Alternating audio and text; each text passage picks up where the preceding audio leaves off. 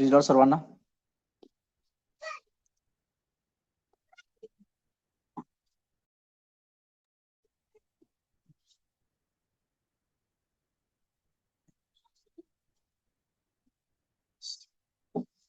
सर्वांना praise Lord आणि देवाला धन्यवाद देतो. सर्वप्रथम आम्ही प्रार्थना करूया आणि संदेशाला सुरुवात करूया. आम्ही आमचे नेत्र बंद करूया आणि आम्ही 2 मिनिटाची प्रार्थना करूया. धन्यवाद आभार मानतो राजा, तुझं नाव उंच करतो, गौरव करतो. पवित्र आत्म्यात सहाय्य कर, कृपा कर. नवीन वर्षामध्ये आम्ही तुझ्याकडं नम्र शुद्ध पवित्र अंतःकरणाकडे येत कित्येक वर्ष ही अद्भुत मीटिंग तू चालवत आहेस राजा, त्या आत्म्याद्वारे चालवत आहेस. मी तुला धन्यवाद देतो. जे वर्षानुवर्ष नेहमी जे भाऊ बहीण जुळत आहेत आणि जे वचनाद्वारे आशीर्वादित होत आहेत, आपल्या जीवनात काही गोष्टी तुझ्या पेरत आहेत, त्या सर्वांसाठी मी तुला धन्यवाद देतो राजा. आणि एक दिवस नक्की ते त्याच्या जीवनात कापणी करतील बापा.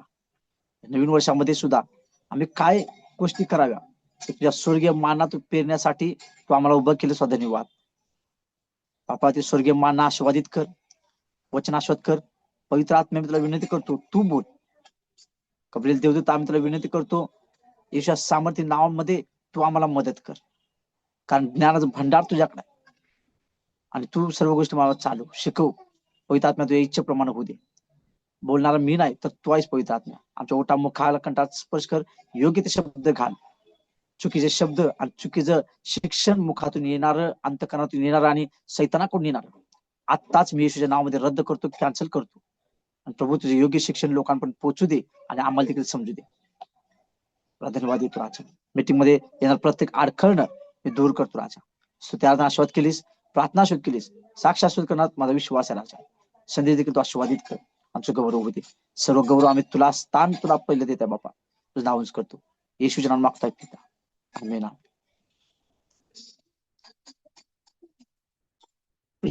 प्रभूला धन्यवाद. आणि सर्वप्रथम सर्वांना नाताळ आणि नवीन वर्षाच्या हार्दिक हार्दिक शुभेच्छा. आणि प्रभू तुम्हाला या नवीन वर्षामध्ये अद्भुत रीतीने वापरून घेऊ दे, अद्भुत रीतीने तुम्हाला चालवू दे. आणि माझा विश्वास आहे की या नवीन वर्षामध्ये प्रभू तुम्हाला त्याच्या इच्छेप्रमाणे तो नक्कीच वापरून घेईल. आणि तुमच्या इच्छा त्या प्रभूच्या इच्छा असतील आणि प्रभूची इच्छा ही प्रथम तुमची इच्छा असेल. आणि देवाला मी धन्यवाद देतो या नवीन वर्षाची सुरुवात करत असताना. आणि माझा विश्वास आहे की या नवीन वर्षामध्ये तुम्ही सर्वजण देवामध्ये अधिक वाढाल असा माझा विश्वास आहे. आणि मी सर्वांना एक रिक्वेस्ट करतो, विनंती करतो, जितके आता जुळलेले आहेत तितके सर्व लोक शेवटपर्यंत राहा, कारण आम्ही शेवटच्या टप्प्यामध्ये आम्ही या वर्षामध्ये देवानं दिलेलं अभिवचन आम्ही पाहणार आहोत की या ग्रुपसाठी, या सर्व भाऊ बहिणीसाठी देवाने काय अभिवचन दिलेलं आहे. की ते अभिवचन वर्षभर तुम्ही पकडून जर तुम्ही प्रार्थना करताय, तुम्ही स्वीकारताय आणि तुम्ही त्याला आपल्या जीवनामध्ये लागू करून घेताय, तर नक्कीच माझा विश्वास आहे त्या अभिवचनाच्या द्वारे तुम्ही नक्की आशीर्वादित होणार आणि तुमचा प्रकाश इतरांवर पडेल आणि ते देखील पित्याकडे आकर्षित होतील त्या प्रकाशाच्या द्वारे. आणि म्हणून मी देवाला धन्यवाद देतो. आम्ही पिक्चरला गेल्यानंतर आम्ही थिएटरमध्ये गेल्यानंतर आम्ही 2 तास 3 तास बसतो आणि पिक्चर चांगला असेल तर कदाचित लोकांच्या मुखातून ते शब्द येतात की पिक्चर इतका चांगला होता की कधी 3 तास संपले कळालं नाही, 2 तास संपले कळालं नाही. कधी कधी पिक्चर बोरिंग असतो तरी सुद्धा म्हणतात पिक्चर बोरिंग होता, तरी पण माझे 2 तास गेले. परंतु तिथं 2 आणि 3 तास बसण्यासाठी लोक थकत नाहीत, उलट अजून आनंद पाहिजे म्हणतात. परंतु देवाच्या वचनामध्ये अर्धा तास होऊन गेला की लोक कंटाळतात की कधी संपणार, कधी बंद होणार, मला कंटाळा आला ऐकून, आता काय ऐकायचं. हे समजलं की हे माहित आहे की अशा बऱ्याचशाच गोष्टी सैतान मनामध्ये प्रश्न निर्माण करतो आणि आम्हाला शेवटपर्यंत धाव घेण्याच्या आधीच तो निम्म्यातूनच आम्हाला हरवतो आणि आम्ही खाली बसतो. म्हणून माझा विश्वास आहे की तुम्हाला नक्कीच गोष्ट समज असेल. आणि कुणाचाही संदेश असू दे प्रियानो, माझा आहे असं मी म्हणत नाही. कोणी भाऊ बहीण या ठिकाणी उभा राहू दे आणि तुम्हाला देवाचं वचन शिकवत असताना पहिल्यापासून शेवटपर्यंत जर तुम्ही राहताय आणि ते देवाचा आशीर्वाद शेवटच्या क्षणी सुद्धा घेताय, तर नक्कीच देव येत्या दिवसामध्ये, येत्या क्षणामध्ये तुमच्या पदरात ते पीक देईल, ते फळ देईल की तुम्ही कष्ट घेऊन बसलेले आहात. म्हणून मी देवाला धन्यवाद देतो. यस, आम्ही आजच्या या विषयामध्ये पाहणार आहोत की पवित्र आत्मा मनुष्यामध्ये कोणतं काम करतो, काय काम करतो. आणि बऱ्याचशाच गोष्टी आहेत, परंतु वेळाभावी मी थोड्याच घेईन आणि माझा विश्वास आहे नक्कीच थोड्या गोष्टीमध्ये तुम्हाला ते समजेल. आणि माझा एक सर्वांना प्रश्न आहे की सर्वांनी तुम्ही अनम्यूट करून 1 मिनिटामध्ये पटपट तुम्ही उत्तर देऊ शकताय. माझा एक तुम्हाला प्रश्न आहे, प्रश्न नीट ऐकून घ्या. की समजा तुम्ही प्रार्थनेला बसलेला आहात आणि प्रार्थनेला बसल्यानंतर तुम्हाला येशूनं दर्शन दिलेलं आहे, त्याचा प्रकाश दाखवलेला आहे. इव्हन तुम्हाला देवदूत दिसलेले आहेत किंवा तुम्हाला स्वर्ग दिसलेला आहे. आणि ज्यावेळी तुम्हाला दर्शन होईल त्यावेळी तुम्ही ते दर्शन बघून झाल्यानंतर तुमची प्रतिक्रिया काय असेल, तुम्ही काय कराल, हा माझा प्रश्न आहे. आणि तुम्ही अनम्यूट करून एक जण उत्तर देऊ शकताय. कृपा करून एक जण उत्तर द्या की जेणेकरून मला समजेल. ज्यांना उत्तर द्यायचं आहे त्यांनी उत्तर देऊ शकताय. पटपट द्या. प्रश्न समजला असेल तर हो म्हणा. जर तुम्हाला पवित्र आत्म्यानं जर तुम्हाला दर्शन दिलं, जर तुम्हाला येशूनं दर्शन दिलं प्रार्थनेमध्ये बसल्यानंतर, तर तुम्ही काय कराल? येस.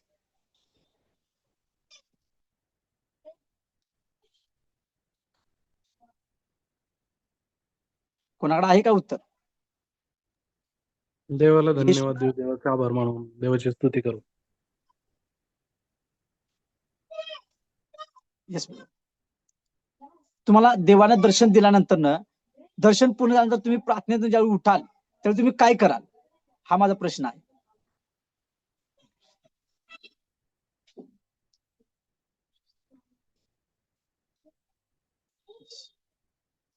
कोणी उत्तर देऊ शकताय का? की देवानं तुम्हाला दर्शन दिल्यानंतर तुम्ही आनंदित व्हाल, एकमेकाला सांगाल, काय तुमची प्रतिक्रिया असेल? 1 मिनिट मी तुम्हाला देत आहे, तुम्ही उत्तर देऊ शकताय. जर तुम्ही उत्तर देताय तर तुम्हाला पुढच्या गोष्टी समजतील. Yes yes brother. हो, आनंदित होऊ, देवाला धन्यवाद देऊ आणि एकमेकांना सांगू की प्रभूने मला आज अशा प्रकारे दृष्टांत दिला किंवा दर्शन दिलं. आणि ते आपण, आपला आनंद खूप मोठा असेल, तो आनंद म्हणजे आपण स्वतःमध्ये नाही ठेवणार, आपण इतरांना सांगत राहू. प्रभूला धन्यवाद. ब्रदरांचं मनापासून धन्यवाद. ते म्हणतायत की आनंदित होणार, ते इतरांना सांगतील. ठीक आहे. आणि कोण सांगू शकते का? पटपट सांगा. इतक्या वर्ष तुम्ही ऐकत आहात, तुम्ही बोलणारे व्यक्ती असायला पाहिजे. तुम्ही अजून शांत राहता, याचा अर्थ अजून तुम्ही दुधावर जगत आहात काय? दूध खाऊ नका. आता तुम्ही मोठे झाला, प्रौढ आहात, थोडं हाडं फोडायला शिका, तोपर्यंत तुम्ही बोलायला शिकणार नाही. तुम्ही उत्तर देऊ शकताय. येस. तुम्हाला देवाचा दर्शनाच्या द्वारे तुम्ही काय तुमची प्रतिक्रिया असेल?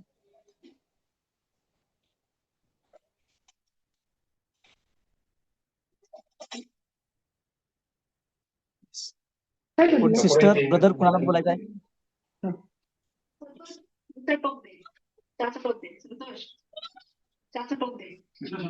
अद्रक टाकायचा, त्याच्यामध्ये अद्रक टाकलं फक्त दुसरं. अरे ते काळं पण होते जास्त, दूध आहे ना जळतं ना, आपलं काळं होतं ते दुसरं.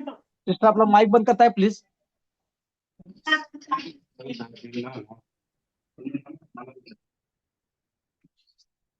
ठीक आहे. कोणाला बोलायचं नसेल, ठीक आहे. मला तुम्हाला सांगू द्या की ब्रदर म्हणतात की आनंदित होणार. माझा विश्वास आहे नक्की तुम्ही याच गोष्टी करशील की ज्यावेळी तुम्हाला देवाचं दर्शन होईल त्यावेळी तुम्ही काय करणार की आनंदित होणार. ते क्षण तुमच्या डोळ्यासमोरून जाणार नाही, तो आनंद तुमच्या डोळ्यासमोरून जाणार नाही, तो प्रकाश तुमच्या डोळ्यासमोरून जाणार नाही, त्याची आठवण कधी तुमच्या समोरून जाणार नाही. आणि तुम्ही नेहमीच त्याच गोष्टी तुम्ही आठवण करत राहशील की किती छान तो प्रकाश होता, किती सुंदर येशू ख्रिस्त होता, किती त्याचा ड्रेस छान होता, किती ते देवदूत सुंदर होते, किती ते पांढरे शुभ्र होते, किती ते मोठे होते. भरपूर काय गोष्टी तुम्ही सतत जितके व्यक्ती भेटतील तितक्यांना तुम्ही डिस्कस करत राहशील. परंतु या गोष्टी फक्त पुरेशा नाही. तर आज आम्ही आज त्या मुद्द्याला आम्ही जाणार आहोत. या नवीन वर्षामध्ये आम्हाला काय करायचं आहे, तर देवाचं दर्शन होणं याचा अर्थ देवाच्या उपस्थितीमध्ये राहणं, त्याच्या प्रेझेन्समध्ये राहणं आणि पवित्र आत्मा या गोष्टीमध्ये आम्हाला येतो. जसं मोशेच्या नियमाच्या द्वारे जसं त्यानं सांगितलं आणि लोकांच्या पत्रामध्ये सुद्धा, लूक याच्या पुस्तकामध्ये सुद्धा काही गोष्टी देवाने रिव्हील केल्या की सांगितल्या की पवित्र अंगण, पवित्र स्थान आणि परमपवित्र स्थान हे 3 टप्पे आहेत देवाच्या मंदिरापर्यंत पोहोचण्याचे. तर सुरुवातीला पवित्र आत्मा येतो आणि तो आम्हाला अंगणात घेऊन जातो आणि अंगणात उभा राहून आम्ही ज्यावेळी देवाचा धन्यवाद करतो त्यावेळी स्तुती करण्यासाठी आम्हाला पवित्र आत्मा तो आम्हाला अंगणातून पवित्र स्थानात घेऊन जातो आणि पवित्र स्थानात गेल्यानंतर आम्ही देवाची नाचून गाऊन आनंदाने स्तुती करतो आणि पुन्हा अंगणातून पवित्र स्थानातून परम पवित्र स्थान म्हणजे ज्या ठिकाणी स्वतः येशू ख्रिस्त विराजमान आहेत त्या ठिकाणी नेत असताना आम्ही आराधनामध्ये मग्न होतो आणि हे पवित्र आत्म्याचं स्थान आहे. आणि हे सर्व सांगण्यामागचं रिझन काय आहे, कारण काय आहे की सुरुवातीला कुणाचं काम असेल तर ते पवित्र आत्म्याचं आहे. आणि जकर्या 4:6 मध्ये वचन सांगते, बलाने ताकदीने कुठल्याही योजनेने कुठल्याही बुद्धीने कुठलंही काम होणार नाही, जोपर्यंत सेनाधीश परमेश्वर म्हणतो माझा पवित्र आत्मा जोपर्यंत तुमच्यावर येत नाही तोपर्यंत तुम्ही जगातील कोणतंही काम करू शकत नाही, कोणतंही काम करू शकत नाही. याचा अर्थ असा आहे की तो म्हणत आहे की पवित्र आत्मा जोपर्यंत येत नाही तोपर्यंत तुम्हाला कुठल्याही पुढच्या टप्प्यामध्ये देवाच्या योजनेत देवाच्या गोष्टीत तुम्हाला जाता येत नाही. आणि या गोष्टी म्हणजे पवित्र आत्मा आहे. आणि पवित्र आत्मा मनुष्यामध्ये आल्यानंतर काम काय करतो आज आम्ही वचनातून पाहूया. कदाचित हा भाग जो मी आता तुम्हाला वाचायला लावणार आहे तो कदाचित तुम्ही कितीतरी वेळा वाचला असेल, परंतु ज्या रीतीने देवाने मला प्रकट केलं, मला ज्या गोष्टी सांगितल्या आज मी तुमच्या समोर सांगत आहे. आणि आम्ही वाचूया की देवाची प्रेझेन्स जाणवल्यानंतर काय आमची प्रतिक्रिया असते. आणि यशया याचा 6वा अध्याय आम्ही वाचूया. यशया याचा 6वा अध्याय आम्ही काढूया आणि प्लीज कोणीतरी वचन वाचा पटकन. यशया याचा 6वा अध्याय 3 पासून 5 पर्यंत त्याचं वचन वाचा आम्ही. 3 पासून 5 पर्यंत. Thank you Jesus. यशया 3:5 यशया 6वा अध्याय 3 ते 5 पर्यंत आम्ही वचन वाचूया.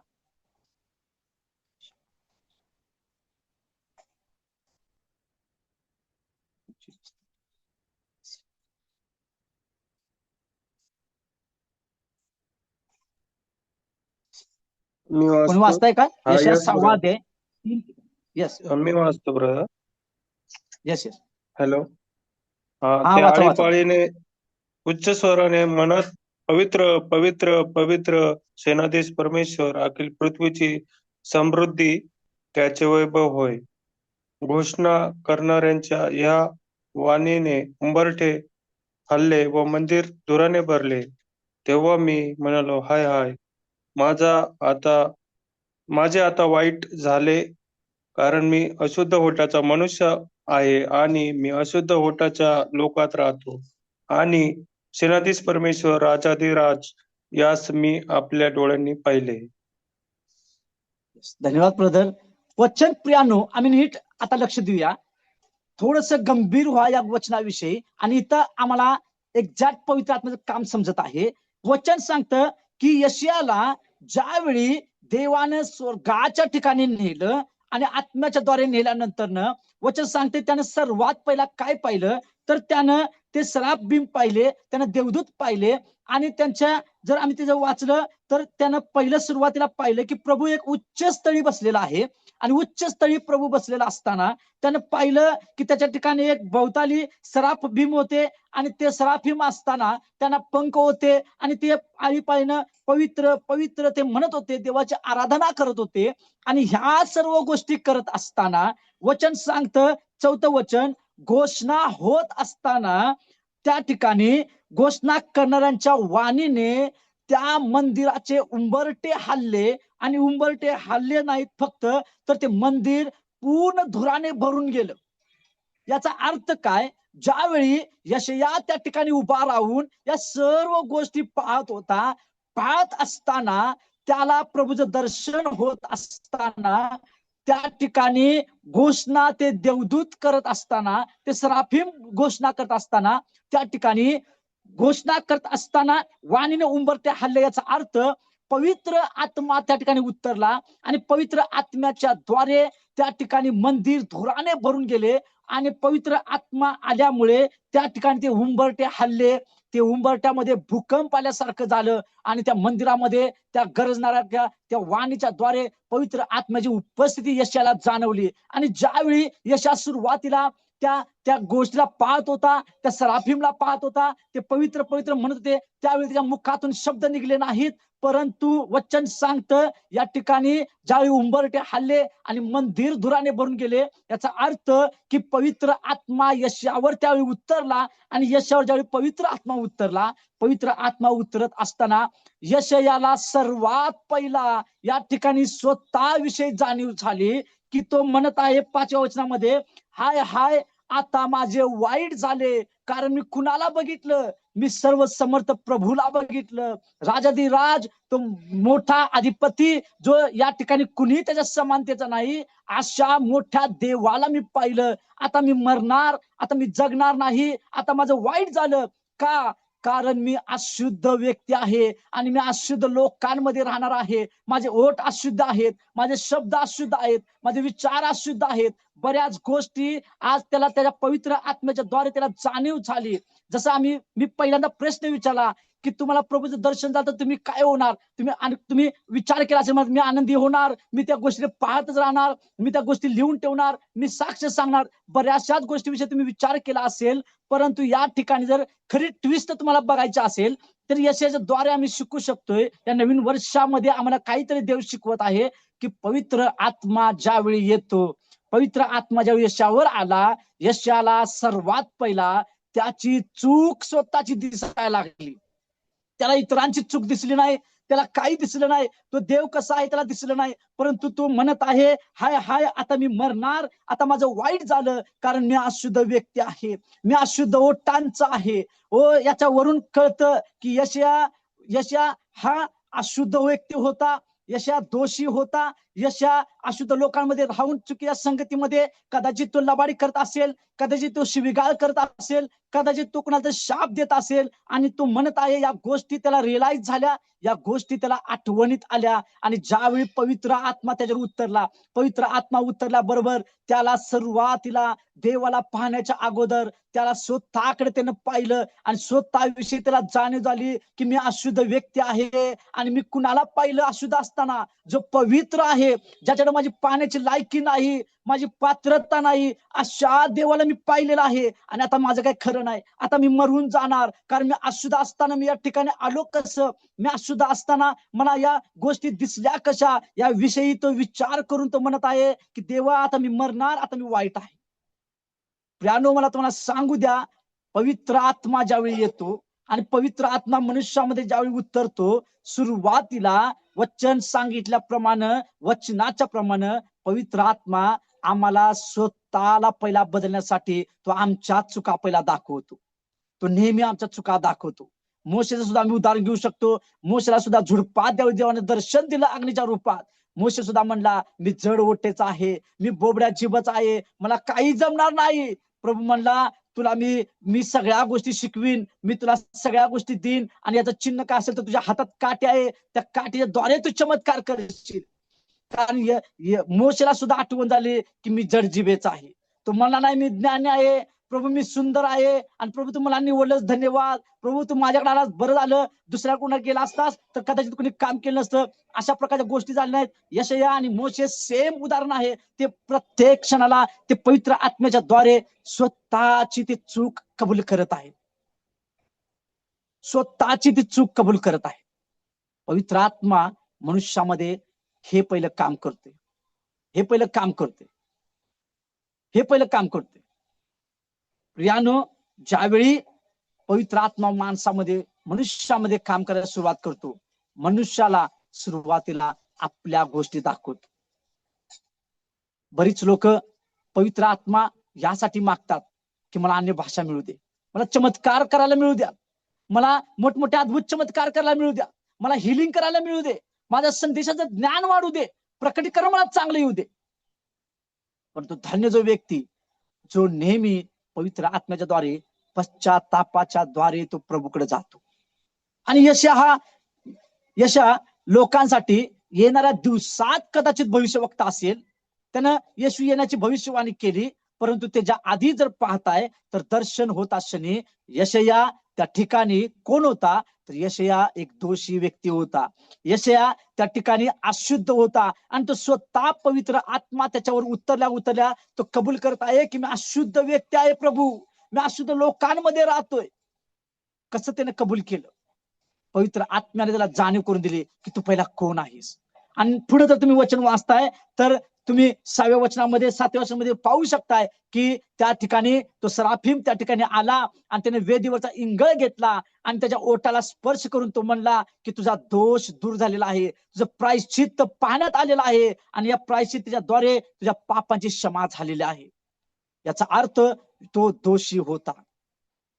कित्येक लोक आज प्रार्थनेला बसल्यानंतर प्रार्थना करत असताना नेहमी त्यांची एकच प्रार्थना असते, ओ प्रभू मंडळी चांगले वागू दे, ओ प्रभू माझ्या घरात भरभराट असू दे, ओ प्रभू मला घर मिळू दे, ओ प्रभू मला गाडी मिळू दे, माझी मुलं चांगली वागू द्यात, माझी मुलं मोठी सेवक होऊ द्यात. बऱ्याचशाच गोष्टीमध्ये ते मागण्यामध्ये बिझी असतात. परंतु कोण आमच्यामध्ये आहे की जो सुरुवातीला प्रार्थनेला बसतो आणि म्हणतो प्रभू मी पहिला पापी आहे, दिवसभरात मी कितीतरी पाप केला असतील, कितीतरी मी वाईट बोललो असेल, मी शिवाय शाप दिले असतील, मी कदाचित माझी नजर वाईट गेली असेल, माझे काहीतरी चुकीचे वर्तन झाले असतील, प्रभू मी सुरुवातीला पश्चाताप करतो आणि मला या पापातून तू बाहेर काढ. या ठिकाणी वचन सांगते यशया पवित्र आत्मा यशावर आला आणि यशाला सर्वात पहिला आपली चूक दिसली की यशया कोण आहे. यशया हा भविष्यवक्ता नाही, तर यशया सुरुवातीला तो अशुद्ध व्यक्ती आहे, तो अशुद्ध ओठाचा मनुष्य आहे. मला तुम्हाला आज सांगू द्या, कित्येक लोकांमध्ये आज ते म्हणतात की पवित्र आत्मा माझ्यामध्ये आहे आणि पवित्र आत्मा माझ्यामध्ये असताना सुद्धा ते म्हणतात की पवित्र आत्मा माझ्यामध्ये काम करतो. काही लोक म्हणतात देवाच्या आत्म्याच्या द्वारे मी सांगत आहे, काही लोक म्हणतात देवाने मला सांगितलं आहे, काही लोक म्हणतात मी प्रार्थनापूर्वक सांगत आहे. परंतु मला तुम्हाला सांगू द्या की जर अजून आम्ही दुसऱ्याकडे बोट करून आम्ही दोष देणारा व्यक्ती असेल, आम्ही नेहमी दुसऱ्यांच्या चुका दाखवणारे असेल, त्याचा अर्थ आमच्यामध्ये पवित्र आत्मा नाही, आमच्यामध्ये देहाचा आत्मा काम करत आहे, देहवासनेचा आत्मा काम करत आहे. आणि देहवासना आणि देहाचा आत्मा जर आमच्यामध्ये असेल तर सैतान सुद्धा त्या आत्म्याचा वापर होण्यासाठी तितकं तो ज्ञान पुरवतो की आम्ही चांगलं सुद्धा बोलतो आणि आम्ही वाईट सुद्धा बोलतो. प्रियान, इतक्या सैतान हा धूर्त आहे आणि तो सहजासहजी लोकांना त्याच्यामध्ये खाली पाडतो. काही कित्येक लोक असे आहेत की त्याच्यामध्ये ते खाली पडलेले आहेत, कित्येक लोक त्याच्यामध्ये आज खाली पडलेले आहेत. प्रियानो, आज मला तुम्हाला सांगू द्या की यशासारखी आमची प्रार्थना आहे काय? ज्यावेळी पवित्र आत्मा उतरतोय आमच्या चुका आम्हाला दिसायला लागतात का? यशासारखं आम्ही ज्यावेळी पश्चाताप करतोय आम्हाला प्रभूच्या आधी आम्हाला स्वतः आम्ही कोण आहे आम्हाला समजतं का? आज पवित्र आत्मा ज्याच्या जवळ आहे तो व्यक्ती नेहमी सुरुवातीपासून शेवटपर्यंत पश्चातापाच्या द्वारे प्रभू समोर जात असतो. तो नेहमी पश्चातापाच्या द्वारे जात असतो. कित्येक लोक मी पाहतोय प्रार्थना करत असताना नेहमी त्यांची प्रार्थना एकच असते, प्रभू घरात असं होऊ दे, प्रभू माझा जॉब चांगला राहू दे, माझं येणं जाणं आशीर्वाद कर, माझ्या पाहुण्यांना आशीर्वाद कर, माझ्या बायका मुलांना आशीर्वाद कर, प्रभू माझ्या मंडळीला आशीर्वाद कर, पालकाला आशीर्वाद कर. झालं. परंतु यानं काय केलं त्याला कधी कुठल्याही गोष्टी समजत नाही. का? कारण पवित्र आत्मा त्याच्या जीवनामध्ये तो काम करत नाही. बरेचसे लोक डोळ्यासमोर काही गोष्टी इमॅजिन करतात आणि इमॅजिन करून त्या गोष्टीसाठी प्रार्थना करतात आणि प्रार्थना केल्यानंतर म्हणतात की देवानं मला हे दाखवलेलं आहे. आणि एचकेल निर्म्यामध्ये सुद्धा वचन सांगतं की प्रभू म्हणला खोटा संदेश ते माझ्या नावाने देतात, असं ते संदेश ते माझ्या नावाने देतात. प्रभूच्या नावाचा गैरवापर आम्ही करत आहोत काय? प्रिया, या नवीन वर्षामध्ये आम्हाला गरज आहे पवित्र आत्म्याची. त्या नवीन वर्षामध्ये आम्हाला गरज आहे पवित्र आत्म्याची. पवित्र आत्मा कोण आहे? मी तुम्हाला आज सांगतो, ज्या वेळेस यशावर पवित्र आत्मा उतरला आणि यशानं कबूल केलं, तो सराफिम आला आणि त्याचा इंगळ त्याला ओठाला लावून त्याचा दोष दूर केला. याचा अर्थ यशाला त्यानं सरळ केलं, पवित्र आत्म्याने त्याला सरळ केलं. आणि मी तुम्हाला आज सांगत आहे की या गोष्टीच्या द्वारे की पवित्र आत्मा ज्यावेळी माणसामध्ये येतो तो काम करायला सुरुवात करतो, तो सुरुवातीचं काम त्याचं फर्स्ट काम कुठलं असेल तर तो मनुष्याला सरळ करतो. तो मनुष्याला सरळ करतो. त्याच्यामध्ये गर्व असेल तर तो त्याला खाली पाडतो, त्याच्यामध्ये इगो असेल तर तो इगो त्याचा बाजूला काढून टाकतो, त्याला नम्र करतो, त्याला खाली पाहायला लावतो. जो व्यक्ती नेहमी इतरांचा दोष काढण्यामध्ये बिझी आहे तो व्यक्ती पवित्र आत्म्याने भरलेला नाही. कारण पवित्र आत्मा यासाठी नाही आहे की तुम्ही दुसऱ्यांचा नेहमी दोष दाखवावं. पवित्र आत्मा हे आहे की तुम्ही नेहमी स्वतःकडे पाहावं. का? कारण पवित्र आत्मा एक मिरर आहे. पवित्र आत्मा एक आरसा आहे आणि ज्यावेळी तुम्ही आरशामध्ये पाहाल तुम्ही स्वतःलाच बघशीला आणि स्वतःला बघितल्यानंतर जो आत्मा, पवित्र आत्मा जो मिरर म्हणून काम करत आहे तो तुम्हाला नक्कीच त्याच्यामध्ये तुमचं स्वतःचं असली रूप तो तुम्हाला दाखवल्याशिवाय राहणार नाही. तुम्ही पवित्र आत्म्याने भरण्यासाठी जेव्हा प्रार्थना करशीला, पवित्र आत्म्यासाठी जेव्हा तुम्ही अगवाई करशीला देवाकडे, नक्कीच पवित्र आत्मा तुमच्या जीवनामध्ये आल्यानंतर तुम्हाला लहानपणापासून आत्ताच्या या वयापर्यंत काय काय आम्ही मध्यंतरी चुका केल्या आहेत, लहानपणीची चूक, मधल्या वेळेची चूक, लग्नामधली चूक, लग्नाच्या आधीची चूक, बऱ्याचशा चुकाची तुम्हाला आठवण व्हायला सुरुवात होईल. प्रियानो, आठवण व्हायला सुरुवात होईल. मी पुन्हा एकदा तुम्हाला एक साक्ष सांगतो की ज्यावेळी मी माझ्या देवामध्ये आलो आणि मी मामाबरोबर माझ्या 7 वर्ष मी वैर धरलं होतं, मी बोलत नव्हतो, मी त्याला खून करण्यासाठी मी टपलो होतो, मारण्यासाठी टपलो होतो. परंतु ज्यावेळी मी सुरुवातीला पवित्र आत्म्याची प्रार्थना करायला लागलो, मला 3 वाजता मी प्रार्थना करत असताना पवित्र आत्म्याने मला पहिली सुरुवातीला एकच गोष्ट दाखवली की जा आणि तुझ्या मामाची क्षमा माग, कारण ते वैर तुझं संपल्याशिवाय मी तुला पुढच्या गोष्टी कोणत्याही दाखवू शकत नाही. आणि प्रियानो, मी त्या क्षणाला 3 वाजता मला दम निघत होता, असं वाटत होतं की आता या क्षणाला मामाला उठून क्षमा मागू का काय. आणि हे काम आहे पवित्र आत्म्याचं, हे काम आहे पवित्र आत्म्याचं. यशया त्या ठिकाणी पवित्र आत्मा आल्यानंतर त्याला सुरुवातीला जाणून झाली की मी अशुद्ध आहे, मी घाणेरडा माणूस आहे, मी शिवाय शाप देणारा व्यक्ती आहे. कदाचित यशाला या सगळ्या गोष्टी पवित्र आत्म्याने आठवण करून दिल्या असेल. कोण आमच्यामध्ये आहे की प्रार्थना करत असताना तो सुरुवातीला नेहमी म्हणतो, प्रभू मी पापी आहे, प्रभू मी अशुद्ध ओटाचा आहे, मी अशुद्ध विचाराचा आहे, माझी कृती वाईट आहे, माझी नजर वाईट आहे, माझं वागणं वाईट आहे, माझं बोलणं वाईट आहे, माझी विचार क्षमता वाईट आहे. प्रभू मला या गोष्टीपासून पहिला मुक्त कर, क्षमा कर. बरेचसेच लोक प्रभू मला वापरून घे, प्रभू मला वापरून घे, प्रभू माझा वापर कर, प्रभू मला चमत्कारचं कृपादान दे, बऱ्याचशाच गोष्टी ते मागत असतात. परंतु मला तुम्हाला सांगू द्या, या सर्व गोष्टी मागण्याच्या आधी जर तुम्ही म्हणताय पवित्र आत्म्या मला बदल, पवित्र आत्म्या मला बदल, हे कृपादान तुमच्या पाठीमागे येतील आणि तुमच्यामध्ये कार्य करायला सुरुवात करतील. कृपादानच्या पाठीमागे तुम्हाला जावं लागणार नाही. ज्यावेळी तुम्ही नम्र राहशीला, त्यावेळी तुम्ही पवित्र आत्म्याच्या द्वारे पश्चातापाकडे योग्य असं फळ द्यायला तुम्ही सुरुवात करशीला, नक्कीच माझा विश्वास आहे की तुमच्या जीवनामध्ये कृपादाने यायला सुरुवात होतील. बरेचसे लोक म्हणतात की माझी प्रार्थना मी एवढी करतोय परंतु बदल का होत नाही. बरेचसे लोक म्हणतात, पास्टर ब्रदर माझ्या प्रार्थनेचं मला उत्तर मिळत नाही, मी आणि कशी प्रार्थना करू, परंतु ते चुकांची आठवण ते करत नाही. मी आज तुम्हाला एक स्पष्ट गोष्ट सांगत आहे की आमच्या या मंडळीमध्ये सुद्धा, आमच्या या मंडळीमध्ये जे आमच्या कोल्हापूरमध्ये चर्चा आहेत, बाहेर चर्चा आहेत, बऱ्याच ठिकाणी तिथे चर्चा चालू असते की लोक संदेश चालू असताना ऐकतात आणि संदेश संपल्यानंतर ज्या भावानं, ज्या पास्टरने, ज्या बहिणीने तो संदेश दिलेला आहे, तो संदेश पूर्ण झाल्यानंतर बाहेर लोक चर्चा करतो पाहतात की आज ब्रदरांनी, आज पास्टरने हा संदेश दिला, परंतु या संदेशाच्या पुढचं मला माहित आहे बघा, आणि हा संदेश, ह्या गोष्टी त्यांनी ऍड करायला पाहिजे होत्या, ह्या गोष्टी त्यांनी शिकवायला पाहिजे होता, हे सुद्धा वचन त्यांनी घ्यायला पाहिजे होतं, पहिला याच्या आधी हे त्यांनी शिकवायला पाहिजे होतं, मग त्यांचा संदेश चांगला झाला असता. मग तो दुसरा व्यक्ती म्हणते, हो बरोबर आहे, बरोबर आहे. अहो मग तुम्हाला पास्टरपेक्षा जास्त माहिती आहे, तुम्हाला एक संधी द्यायला पाहिजे संदेश सांगायला.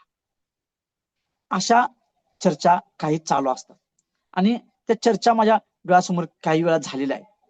मी त्यांना स्पष्टरित्या सांगितलं की ब्रदर, सिस्टर, एखादा भाऊ ज्यावेळी संदेश सांगत असतोय आणि वचन सांगत असतोय, नक्कीच तुम्हाला त्यावेळी त्याच्या पुढच्या गोष्टी आठवणार, पुढच्या गोष्टी तुम्हाला वचन आठवणार, तुम्हाला ते आठवण करून देणार आणि तुम्हाला पुढचं ज्ञान देणार. परंतु हे ज्ञान तुम्हाला कोण देत आहे याचा सुरुवातीला तुम्ही विचार करा. देव तुम्हाला पुढच्या गोष्टी दाखवत नाही, त्या संदेशाच्या द्वारे देव तुम्हाला पुढच्या गोष्टी दाखवत नाही. काय की तुम्ही इतकं टॅलेंटेड आहात, इतकं या गोष्टीमध्ये आहात, तुला जास्त माहित आहे, देव अशा कधी गोष्टी दाखवत नाही.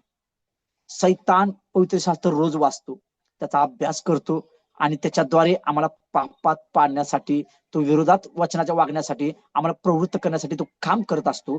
आणि मला तुम्हाला सांगू द्या, सैतान त्यावेळी वचनाची आठवण करून देतो, कारण पवित्र शास्त्र आमच्यापेक्षा जास्त सैतानाला पाठ आहे आणि तो योग्य वेळी कुठल्या वचनाचा वापर करून खाली पाडायचं आणि एखाद्याला कमीपणा दाखवायचा हे त्याला चांगलं ठाऊक आहे.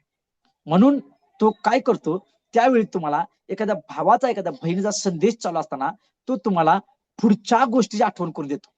आणि ज्यावेळी तुम्ही एखाद्या समोर ती गोष्ट शेअर करता आणि म्हणता हे नाही, ह्याच्या पुढची गोष्ट ही आहे, आणि एखादा मनुष्य तुम्हाला म्हणतो की ब्रदर छान, तुम्ही त्याच्या पुढचं सांगितलं बघा, नाही तर मला हे कधी कळालंच नसतं.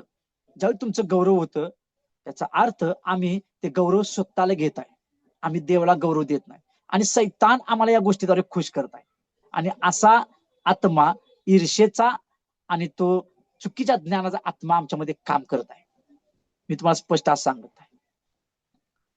परंतु संदेश कोणाचाही असू दे, कोणताही असू दे, परंतु त्या संदेशाला स्वीकारून आम्ही जर म्हणतोय होय प्रभू आता संदेश फक्त माझ्यासाठी आहे, याचा अर्थ पवित्र आत्म्याच्या द्वारे तुम्ही ती कबुली देत आहात की हा संदेश माझ्यासाठी आहे. इतर वेळी तुम्हाला कोणतेही वचन पुढचं आठवणार नाही, तुम्ही स्वतः अभ्यास करायला बसल्यानंतर आठवणार नाही, परंतु एखाद्याचा संदेश चालू असताना पुढच्या गोष्टी आम्हाला आठवायला चालू करून देणार. त्यावेळी सैतान आमच्या जवळ बसलेला असतो आणि आम्हाला तो फुगवत असतो, आम्हाला तो चढवत असतो, आम्हाला ज्ञान देण्याचा प्रयत्न करतो आणि समोरच्या व्यक्तीला तुच्छ लेखून तू किती छान आहेस, तुला किती समजतं, तू किती टॅलेंटेड आहेस हे दाखवून तो आम्हाला तो फुगवतो आणि आम्ही त्या ठिकाणी फुगतो आणि आम्ही समोरच्या व्यक्तीला तुच्छ लेखाला सुरुवात करतो. आणि अशा व्यक्तीमध्ये पवित्र आत्मा कधीही काम करू शकत नाही, कारण त्याची जागा सैतानाने घेतलेली आहे. त्याच्या अंतकरणामध्ये पवित्र आत्मा कधी काम करू शकत नाही. यशाला सुरुवातीला जाणीव झाली मी अशुद्ध व्यक्ती आहे. पवित्र आत्मा एक आरसा आहे. हॉरर पिक्चर मध्ये तुम्ही पाहिला असेल की एखादा व्यक्ती मिरर समोर उभारला असताना, भूताचा पिक्चर, हॉरर पिक्चर मध्ये एक व्यक्ती तिजोरी समोर उभारला असतो आणि स्वतःकडे बघितलं की तो चांगला असतो आणि मिरर मध्ये पाहिल्यानंतर तो एकदम विद्रूप असतो, ते भूत असतं आणि तो घाबरतो. एक्झॅक्टली ही गोष्ट पवित्र आत्मा सुद्धा करतो. काय की ज्यावेळी आम्ही पवित्र आत्म्याच्या सानिध्यात, त्याच्या प्रेझेन्स मध्ये, त्या उपस्थितीमध्ये ज्यावेळी आम्ही राहीन, सुरुवातीला बसण्याच्या अगोदर, प्रार्थनेला बसण्याच्या अगोदर किंवा पवित्र आत्म्याला बोलण्याच्या आधी आम्हाला वाटेल की मी बरोबर आहे, मी काही चूक केलेलं नाही, अजून मी व्यवस्थित वागालो, कदाचित आम्हाला ते वाटेल. परंतु ज्यावेळी तुम्ही पवित्र आत्म्याला हाक मारशीला, पवित्र आत्मा तुम्हाला सुरुवातीला दाखवून देईल की आज तुम्ही काय केलं, काल तुम्ही काय केलं, महिन्याच्या अगोदर काय केलं, गुप्त पाप कोणता आहे, कुठल्या गोष्टीमध्ये आम्ही अजून कमी आहोत, सर्व गोष्टी पवित्र आत्मा तुम्हाला दाखवण्यासाठी सुरुवात करेल. आणि यशाच्या द्वारे आज आम्ही हीच गोष्ट शिकत आहोत की यशावर पवित्र आत्मा जेव्हा उतरला, यशाला पवित्र आत्म्याने त्याचा आरसा दाखवला की तू कोण आहेस, तू अशुद्ध आहेस, तू अशुद्ध व्यक्ती आहेस आणि मी तुला वापरून घेण्यासाठी आता इथून पुढे ज्या पश्चातापाच्या द्वारे मी तुला शुद्ध करण्यासाठी आलेलो आहे. पवित्र आत्मा या गोष्टीसाठी महत्वाचा आहे की तो नेहमी आम्हाला करेक्ट करावा, नेहमी आम्हाला तो सरळ करावा. जो व्यक्ती पवित्र आत्म्याच्या द्वारे सरळ राहतो तो व्यक्ती नेहमी नम्र असतो, तो नेहमी नम्र असतो. प्रियानो, मी तुम्हाला एक आज महत्वाची गोष्ट सांगत आहे की सैतान ज्यावेळी स्वर्गामध्ये होता आणि स्वर्गामध्ये सैतान असताना, मला तुम्हाला सांगू द्या की ज्यावेळी त्यानं प्रभूच्या सिंहासनाकडे पाहिलं आणि सिंहासनाकडे पाहत असताना ते सिंहासन त्याला सुंदर दिसलं, अतिशय प्रकाशित दिसलं आणि त्या सिंहासनाकडे पाहून तो आकर्षित झाला आणि त्याला त्याची किंमत, त्याची व्हॅल्यू कळाली की काय ही पोस्ट आहे, ही सिंहासन म्हणजे किती अद्भुत आहे, इथं बसणं म्हणजे किती अद्भुत गोष्ट आहे. आणि या गोष्टी ज्यावेळी त्याने वर तोंड करून पाहिलं त्यावेळी त्याच्या मनामध्ये गर्व आला की आता या सिंहासनावर मी पाहिजे. का? कारण माझं गौरव व्हावं, माझी स्तुती व्हावी आणि देव माझ्या स्तुती आनंदावर प्रसन्न होते, तर याचा अर्थ देवापेक्षा आता मी श्रेष्ठ आहे आणि मी या सिंहासनावर असला पाहिजे. आणि त्याच्या मनामध्ये तो गर्व आला आणि त्याला खाली टाकण्यात आलं. आणि त्याची विरुद्ध बाजू, सैतानाची विरुद्ध बाजू काय आहे? प्रभू येशू ख्रिस्त.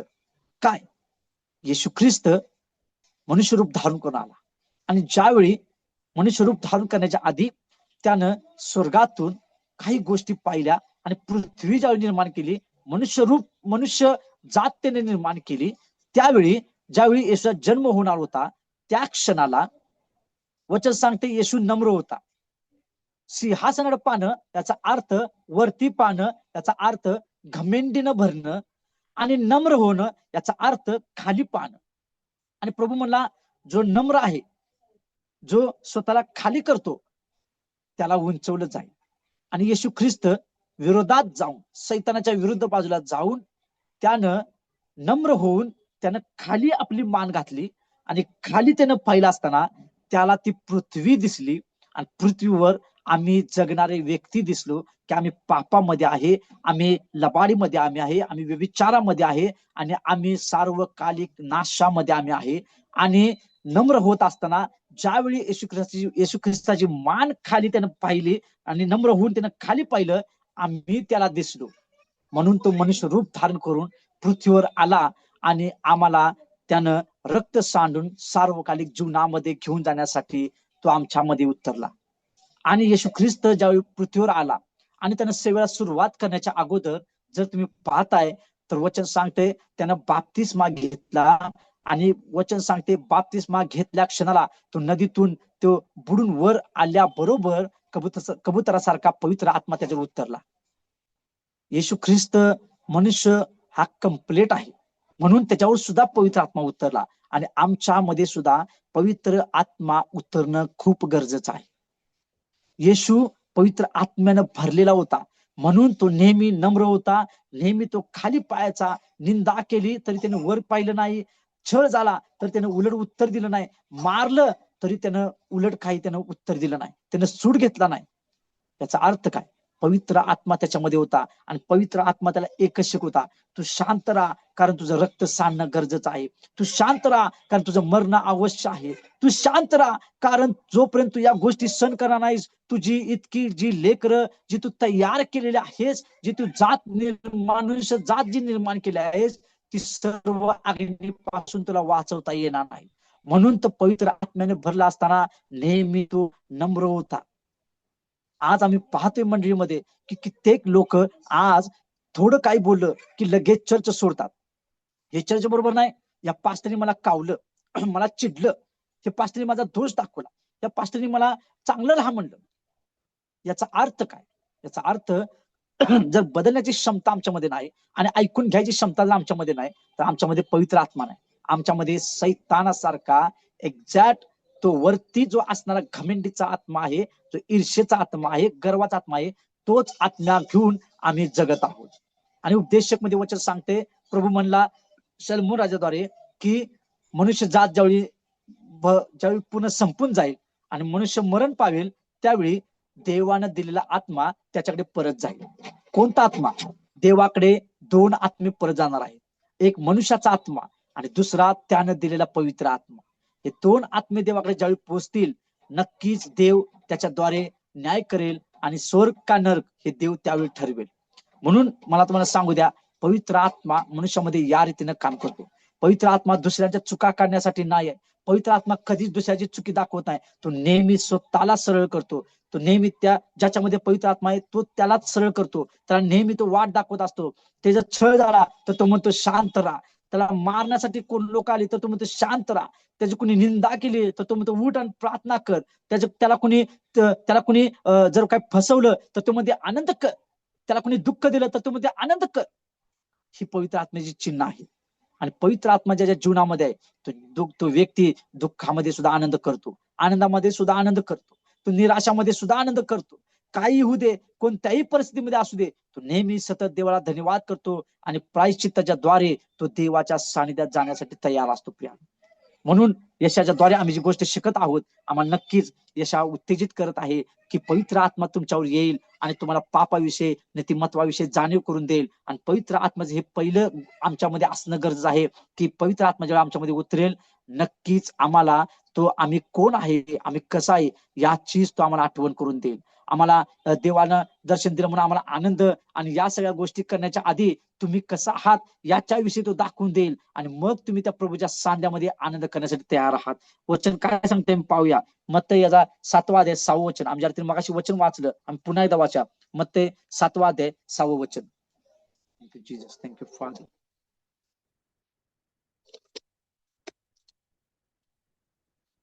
ते 7:6 जे पवित्र ते कुत्र्यांना घालू नका आणि आपले मोते डुकरापुढे टाकू नका. टाकाल तर ती कदाचित आपल्या पायाखाली ती तुडवतील व उलट तुम्हाला फाडतील. वचन काय सांगते? पवित्र ते कुत्र्यांना घालू नका आणि आपली मोते तुम्ही डुकरापुढे टाकू नका. काही लोक थोडस बायबल वाचतात. या वचनाचा अर्थ काय की काही लोक थोडस वचन वाचतात तर लगेच ते पालकापेक्षा, एखाद्या समोरच्या भावापेक्षा स्वतःला श्रेष्ठ समजायला सुरुवात करतात. ओ ब्रदर, मी वाचलेलं आहे, तुम्ही मला काही सांगू नका. हे वचन वाचलंय, याच्या पुढचं मी तुम्हाला सांगतो. तो व्यक्ती ऐकून घेण्याच्या स्थितीमध्ये नसतो. तो व्यक्ती पुढच्याचा अपमान करतो आणि इथे प्रार्थना करतो. ओ प्रभू तुला धन्यवाद, हो पवित्र आत्म्याई, हो पवित्र आत्म्याई.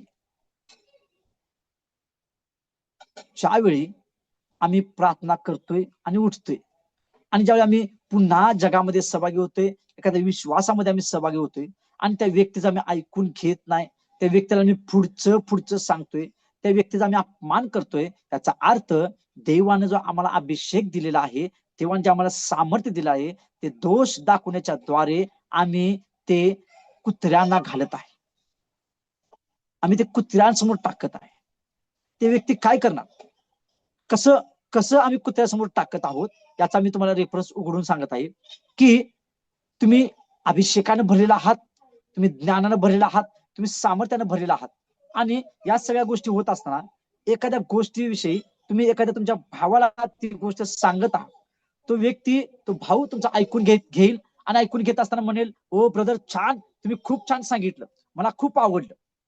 आणि पुढे जाऊन तो व्यक्ती दुसऱ्या व्यक्तीला सांगणार की काय हा भाऊ सारखं मला वचनात काय तर सांगतोय, आणि मला सगळं माहित आहे, आणि मला सांगताना कंटाळ येतोय, आणि कशाला मला सारखं सांगत बसतोय. जो व्यक्ती तुम्हाला माहित आहे की हा व्यक्ती आपला नेहमी अपमान करत आहे, आणि देवाच्या गोष्टी याला सांगणं तुच्छ वाटत आहे, ऐकणं तुच्छ वाटत आहे, तरी सुद्धा आम्ही तो बदलेल म्हणून आम्ही जर त्याच्यासमोर त्याच गोष्टी करत आहोत, तर आम्ही या गोष्टी आम्ही कुत्र्यांसमोर टाकत आहोत.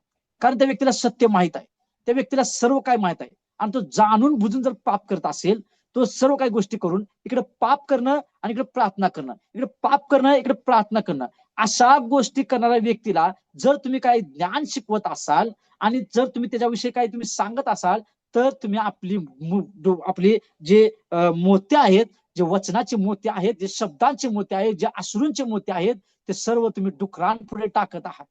आणि ते तुडवणार, ते तुमच्या वचनाला नेहमी तुच्छ लेखणार, ते नेहमी तुमच्या प्रकटीकरणाला तुच्छ लेखणार, तुमच्या सांगण्याला नेहमी ते तुच्छ लेखणार. आणि वचन सांगते तुम्ही या गोष्टी करू नका. आणि ह्या गोष्टीपासून जर वाचायचं असेल तर कसं वाचू शकताय? पवित्र आत्मा तुमच्यामध्ये ज्यावेळी असेल, तर पवित्र आत्मा याच्याच बरोबर तुम्हाला आणखी एक कृपादान देईल. ते कोणतं आहे? तर ते कृपादान म्हणजे आत्मे ओळखण्याचं कृपादान. तुम्ही ज्या माणसासमोर एक्झॅक्ट उभारणार, पवित्र आत्मा तुम्हाला आठवण करून देईल, या व्यक्तीला सुवार्ता सांग, हा व्यक्ती बदलणार आहे. आणि जो व्यक्ती कट्टर मनाचा आहे, पवित्र आत्मा तुम्हाला त्या ठिकाणी सांगेल, त्या व्यक्तीसमोर आपलं मुख उघडू नको, तू शांत राहा, कारण हा व्यक्ती तुझा अपमान करणार. आणि हे आम्हाला जाणून घेण्यासाठी आमचे मोते डुकरांसमोर जाऊ नये. पवित्र जे आमच्या मुखातले शब्द आहेत, जे प्रकटीकरण आहे, इतरांना ते सांगितल्यानंतर त्यांनी जर तुच्छ वाटत असेल तर त्यांच्या समोर आमच्या काही रहस्य गोष्टी जाऊ नयेत, यासाठी पवित्र आत्मा आम्हाला आठवण करून देईल, तर आम्ही ते मोते डुकरांसमोर आम्ही टाकण्यासाठी आम्हाला कधी ते धाडस होणार नाही, आणि आम्ही त्या गोष्टीपासून आम्ही वाचवू शकतो स्वतःला. या गोष्टी पवित्र आत्मा आम्हाला करण्यासाठी भाग पाडतो. पवित्र आत्मा आम्हाला दाखवतो काय बरोबर आहे आणि काय चुकीचं आहे. जर तो सांगतो की गप्प राहा, तर आम्हाला गप्प राहणं सुद्धा गरजेचं आहे. मी एक एक छोटीशी तुम्हाला साक्ष सांगत आहे की एक भाऊ माझ्याबरोबर एकदा बोलत होता आणि कितीतर उशीर, एक तास दीड तास मी फक्त त्याच ऐकत होतो. आणि मी ज्यावेळी त्याला बोलण्यासाठी सुरुवात करायची, तो मला नेहमी म्हणला, ऐका ऐका ऐका ब्रदर, पहिला माझा ऐकून घ्या, ब्रदर ऐका, तुम्ही काय बोलू नका, ऐका. मी ऐकलं आणि सर्व गोष्टी झाल्यानंतर त्याचा प्रॉब्लेम ज्यावेळी तो मला सांगायला सुरुवात केली, मी आणि भाषेमध्ये मनात प्रार्थना करत होतो की प्रभू याला काय सांगू, हा व्यक्ती तर ऐकण्याच्या स्थितीमध्ये नाही. तर पवित्र आत्म्याने मला एकच आठवण करून दिली की तू आता शांत राहा आणि त्याला एकच सांग की मी प्रार्थना करून उत्तर देतो. आणि ज्यावेळी त्याने सर्व गोष्टी सांगितल्या, सगळ्या गोष्टी त्याच्या ऐकून घेतल्या, तास दीड तास माझ्या कानाला फोन चालू होता, फोन गरम झाला, पण ते माणसाचं बोलणं काय थांबना. मी ऐकलं आणि ऐकल्यानंतर सगळं झाल्यानंतर मी त्याला एकच गोष्ट सांगितली, ठीक आहे ब्रदर, मी तुम्हाला प्रार्थना करून त्याचं उत्तर देईन. आणि मी फोन ठेवला. त्या व्यक्तीला राग आला. तो म्हणला, इतकं मी काय काय सांगितलं, वेळ काढून तुमच्याशी बोललो तासभर आणि तुम्ही मला एकच उत्तर दिलं की प्रार्थना करून उत्तर देतो. मी म्हटलं ब्रदर, तुम्ही सुद्धा प्रार्थना करा आणि नक्कीच तुम्हाला सुद्धा या गोष्टी उत्तर मिळेल, पण मी आता तुम्हाला काही सांगू शकत नाही.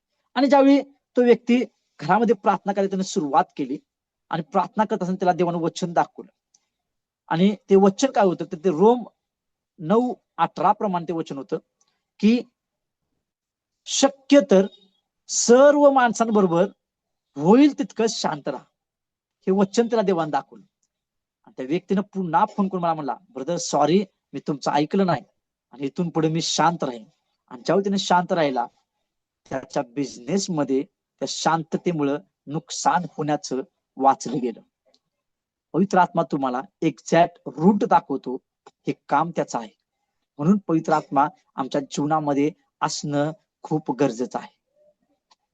आम्ही जर अति उतावळापणाने बोलत आहोत, समजा व्यक्ती काय आहे आम्हाला ठाऊक नाही, परंतु आम्ही त्याला बोलत चाललोय, आम्ही त्याला काही गोष्टी सांगत चाललोय, याचा अर्थ जर तो अपमान करत असेल, तो ऐकण्याच्या स्थितीमध्ये नसेल आणि तो तुच्छ लेखत असेल, त्याला सर्व गोष्टी माहित असताना, तर आम्ही आमचं मोती डुकरांसमोर टाकत आहोत. आणि हे डुकरांसमोर मोती जाण्याचं कारण काय? पवित्र आत्मा आम्हाला चालवत नाही, म्हणून आमची मोती डुकरांसमोर जात आहे. त्याचा आत्मा या गोष्टी आम्हाला करायला भाग पाडतो. पण पवित्र आत्मा तुमचे मोती तुम्हाला जपण्यासाठीच तो तुमच्या जीवनामध्ये काम करेल. वचन काय सांगताय पुढे पाहूया. लूक याचा 18वा अध्याय 11, 12 आणि 13 वचन आम्ही वाचा. लूक याचा 18 अध्याय. थँक्यू. परुषामध्ये उभे राहून स्वतःशी अशी प्रार्थना केली, हे देवा, इतर माणसे लुबाडणारी, अधर्मी, व्यभिचारी आहेत, त्यांच्यासारखा किंवा ह्या जकातदारासारखाही मी नाही. म्हणून मी तुझे आभार मानतो. मी आठवड्यातून 2दा उपास करतो. जे मला मिळते त्या सर्वांचा दशवांश देतो. जकातदार तर दूर उभा राहून वर स्वर्गाकडे दृष्टी लावण्यास देखील न धजला. आपला ऊर बडवीत म्हणाला, हे देवा, मज पाप्यावर दया कर. वचन काय सांगते या ठिकाणी, आम्हाला हा दाखला ठाऊक आहे. या ठिकाणी 2 पुरुषांनी जकातदार सांगितलं आहे आणि दोघंही प्रार्थना करणारे व्यक्ती आहे. आणि पुरुषाचं या ठिकाणी त्याचं काय काय आहे त्याच्या जीवनामध्ये, हे सर्व देवानं त्या दाखल्याच्या द्वारे उघड केलेलं आहे. की तो म्हणत आहे, प्रभू मी दशांश देतोय, जे काय मला मिळतं त्यातनं मी दान देतोय, मी उपवास करतोय. आणि तो तिथंच उभा राहून आपल्या बाजूला असणाऱ्या सोबत्याला तो दोष देत आहे की मी जकातदारासारखा नाही, प्रभू मी याच्यासारखा नाही. ही आठवण त्याला कुणी करून दिली की तू त्याच्यासारखा नाहीस, ओ तू जकातदारासारखा नाहीस, तू छान आहेस, तू उपवास करतोस, तू दशमांश देतोस, सांग देवाला सांग. हे कोण त्याला आठवण करून दिलं? पुरुषाला. प्रियानो, या पुरुषाला सैतानानं त्या ठिकाणी आठवण करून दिली की तू असं म्हण, तू या गोष्टी बोल. आणि सैतानाने ह्या गोष्टी कशा आठवण करून दिल्या आम्ही या वचनाच्या द्वारे पाहू शकतोय.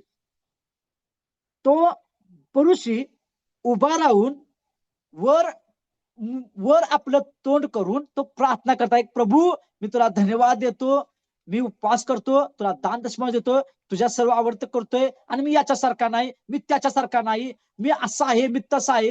तो स्वतःची बडाई मारत आहे. आणि दुसरी त्याच्या विरोधात बाजू जकातदार. जकातदार म्हणजे कोण?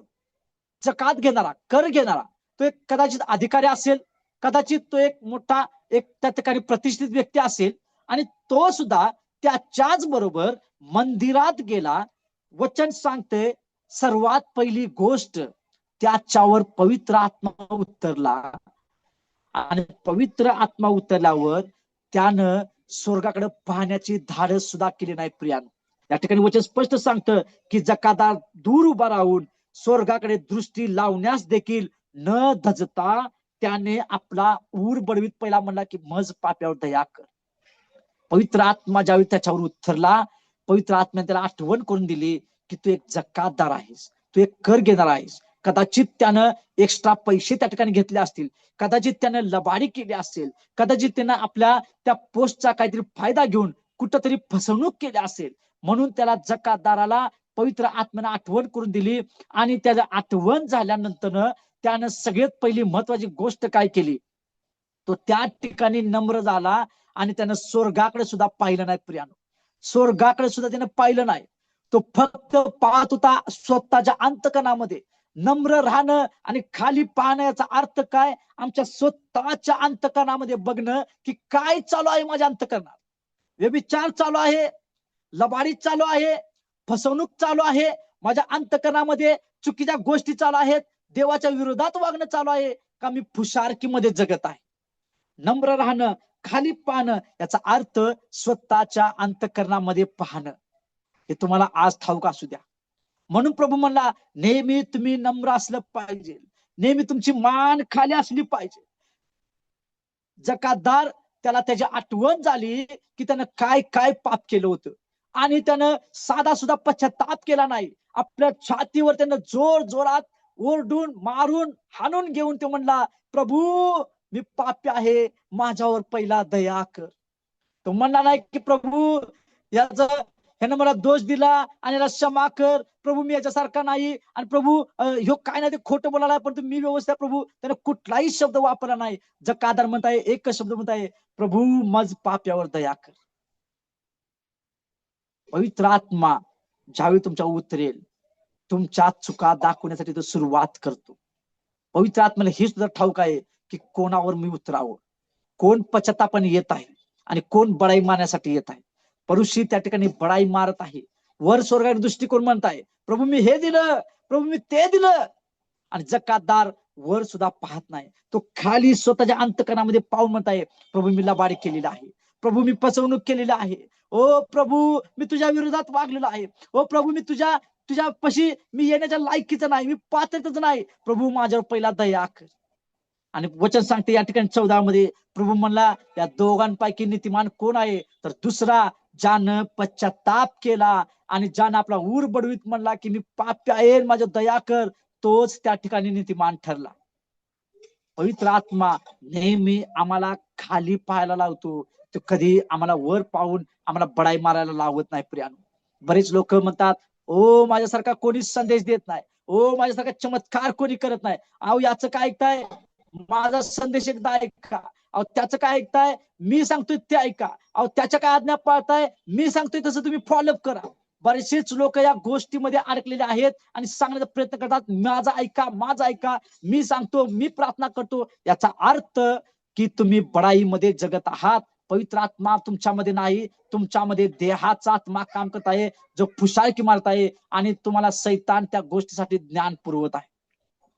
पण पवित्र आत्मा म्हणेल, हो ब्रदर तुम्ही प्रार्थना करा, नक्कीच पवित्र आत्मा तुम्हाला वाट दाखवेल, नक्कीच तुम्हाला तो सहाय्य करेल. हे अशा प्रकारचा तुमचा सल्ला ज्यावेळी असेल, नक्कीच पवित्र आत्मा तुमच्या जीवनामध्ये आहे. जो नेहमी व्यक्ती शांत असतो, नेहमी प्रार्थनेत असतो, नेहमी तो देवाच्या सल्ल्यानुसार जगतो, त्याच्या आज्ञेनुसार जगतो आणि त्याच प्रकारे काउन्सिलिंग करतो, याचा अर्थ तो व्यक्ती पवित्र आत्म्याने भरलेला आहे. या ठिकाणी जकातदाराचा मी पाहू शकतो की जकातदारानं कुठल्याही प्रकारचं त्यानं सांगितलं नाही की प्रभू मी हे देतो, प्रभू मी ते देतो. तो एकच गोष्ट म्हणताय की मज पाप्यावर दया कर. त्यानं स्वर्गाकडे दृष्टी लावण्याची सुद्धा त्यानं पात्रता केली नाही, का त्याला ठाऊक होतं मी तिथं बघण्याच्या लायकीचा सुद्धा नाही आहे, कारण मी कोण आहे? मी पापी आहे, मी पापी आहे. आज मंडळीमध्ये अजूनही अशा प्रकारचे काही पुरुष आहेत, काही पुरुष अजूनही मंडळीमध्ये काम करत आहेत आणि शेवटच्या काळामध्ये त्या पुरुषांचं वागणं प्रभू या ठिकाणी उघड करणार आहे, हे तुम्ही ध्यानात ठेवा. पुरुषांना यावेळी त्या जकादारापासून तो दूर करणार आहे आणि जे जकातदार होतील, जे बूर बडवतील आणि प्रभू मी पाप आहे म्हणून घोषित करतील, त्याच्या गुप्त आगमनामध्ये नक्कीच प्रभू त्यांना घेऊन जाईल. अशा जकादारांना तो घेऊन जाईल. जक्कई सुद्धा ज्यावेळी झाडावर बसला होता आणि ज्यावेळी त्याला उतरलं आणि येशूकडे त्याने निरखून पाहिलं, त्याला सुरुवातीला आठवण झाली की मी कोण आहे? मी लुबाडणारा व्यक्ती आहे, मी त्या ठिकाणी फसवणारा व्यक्ती आहे. म्हणून त्यानं येशूकडे पाहत असताना आपलं मन बदललं.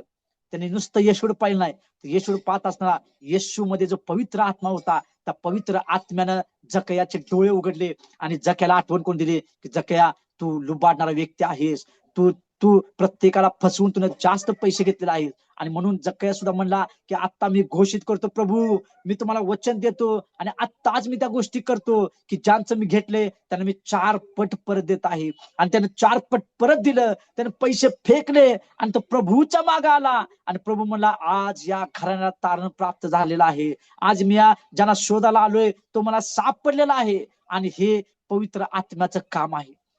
तुम्ही नक्कीच पवित्र आत्म्यासाठी या नवीन वर्षामध्ये झटा की पवित्र आत्म्या तू माझ्यामध्ये उतर, पवित्र आत्म्या तू माझ्यामध्ये ये. ज्यावेळी तुम्ही पवित्र आत्म्यासाठी प्रार्थना करशील आणि पवित्र आत्मा तुमच्यामध्ये उतरेल, नेहमी तो तुम्हाला तुमच्या पापांविषयी आठवण करून देईल, तुम्हाला कोणत्या मार्गावर जायचं त्याची आठवण करून देईल. तुम्हाला एखाद्या गोष्टीमध्ये कुठेतरी उतरायचं असेल तर तो नक्कीच तुम्हाला पवित्र आत्मा सहाय्य करेल की होय का नाही, होय का नाही, या गोष्टीविषयी तुम्हाला आठवण करून देईल. मला अजून एक गोष्ट चांगली आठवते की ज्यावेळी सुरुवातीला ब्रदर कुणाल यांनी मला रिक्वेस्ट पाठवली होती आणि फ्रेंड रिक्वेस्ट पाठवून 3 दिवस ती रिक्वेस्ट पेंडिंग होती आणि मी एक्सेप्ट केली नव्हती. आणि मी वाचत होतो आणि मी त्यांचा डाटा उघडला होता आणि मला काही वचनाच्या त्यांच्या गोष्टी दिसल्या होत्या, त्यांचा फॅमिली फोटो मला दिसला होता. आणि या सर्व गोष्टी पाहत असताना मी विचार करतो की हे कशासाठी मला रिक्वेस्ट पाठवली आहे, कशासाठी. आणि मी ज्यावेळी विचार केला मला समजले ख्रिस्ती व्यक्ती आहेत. आणि ज्यावेळी प्रार्थना करतो प्रभू रिक्वेस्ट पाठवलेली व्यक्ती तुझ्यापासून आहे काय, याच्यापासून मला काय फायदा आहे काय, याच्यापासून प्रभू मी सहभागितेमध्ये चांगलं वाढीन काय, काही तर मी प्रार्थना करतो. आणि प्रभू मला सांगितलं की या गोष्टीमध्ये तू सहभाग होऊ शकतो, एक्सेप्ट कर, त्या व्यक्तीला स्वीकार. आणि मग मी त्यांची फ्रेंड रिक्वेस्ट एक्सेप्ट केली आणि एक्सेप्ट केल्यानंतर आज प्रभू वचन सांगण्यासाठी माझा इथं उपयोग करून घेत आहे. हे पवित्र आत्मा दाखवतो प्रियानो, पवित्र आत्मा दाखवतो. कित्येक लोक रिक्वेस्ट आली की पटकन एक्सेप्ट करून रिकाम होतात आणि ज्यावेळी त्यांचा बँक बॅलन्स उडतो, ज्यावेळी ते एक फसवणुकीमध्ये अडकले जातात, काहीतरी चुकीच्या गोष्टीमध्ये त्यांचं जीवन अडकतं, त्यावेळी त्यांना पश्चाताप होतो की का म्हणून मी एक्सेप्ट केलं, का म्हणून मी हे माझ्यावर घेतलं, मी का गडबड केली. नंतर पश्चाताप होतो. याचं कारण काय? पवित्र आत्मा तुमच्यामध्ये नाही, म्हणून या फसवणुकीमध्ये तुम्ही अडकत आहात, त्या फसवणुकीमध्ये अडकत आहात. पवित्र आत्मा आमच्या जीवनामध्ये असणं गरजेचं आहे. आम्ही वचन पाहूया की पुढे काय सांगते वचन, की 1 योहान त्याचा 4था अध्याय 4थं वचन काय सांगतं. 1 योहान त्याचा 4था अध्याय 4थं वचन.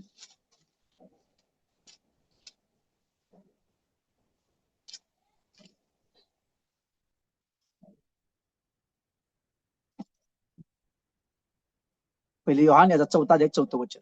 Thank you Jesus, thank you father. 1 योहान 4था अध्याय 4थं वचन आपण वाचूया. मुलांनो, तुम्ही देवाचे आहात आणि त्यांच्यावर तुम्ही जय मिळवला आहे, कारण जगात जो आहे त्यांच्यापेक्षा तुम्हा जो आहे तो मोठा आहे. वचन या ठिकाणी सांगतं की तुम्हाला जर जगावर जय मिळवायचा आहे, तुम्हाला जर प्रत्येक गोष्टी अधिकार प्राप्त करायचा आहे, तर तुमच्यामध्ये कोण मोठा आहे याच पहिला तुम्ही आत्मपरीक्षण करा. जक्कय आणि जकातदार ज्यावेळी त्यांच्यावर पवित्र आत्मा उतरला आणि त्यांनी पापी असल्याचं घोषित केलं, याचा अर्थ त्यांनी स्वतःच आत्मपरीक्षण केलेलं आहे. प्रिया, आज आमच्या मनामध्ये, आमच्या अंतःकरणामध्ये कोण मोठा आहे? बडाई मारण्याचा आत्मा मोठा आहे, फुशारकीचा आत्मा मोठा आहे, ज्ञान सांगणारा आत्मा मोठा आहे, काउन्सिलिंग करणारा आत्मा मोठा आहे का पवित्र आत्मा आमच्यामध्ये मोठा आहे? कोण आमच्यामध्ये मोठा आहे? आज तुम्ही स्वतःविषयी विचार करू शकताय. स्वतःच्या अंतकरणामध्ये वाकून पहा की माझ्यामध्ये कोण बसलेला आहे. जर राग बसलेला आहे तर राग तुमच्यामध्ये मोठा आहे. पवित्र आत्म्यापेक्षा राग मोठा आहे. येशूपेक्षा राग मोठा आहे. जर तुमच्यामध्ये निंदा बसली असेल तर निंदा देवापेक्षा मोठी आहे. आणि जो जगात आहे त्याच्यापेक्षा तुमच्यात जो आहे वचन सांगते तो मोठा आहे. तुमच्यामध्ये कोण आहे मला ठाऊक नाही.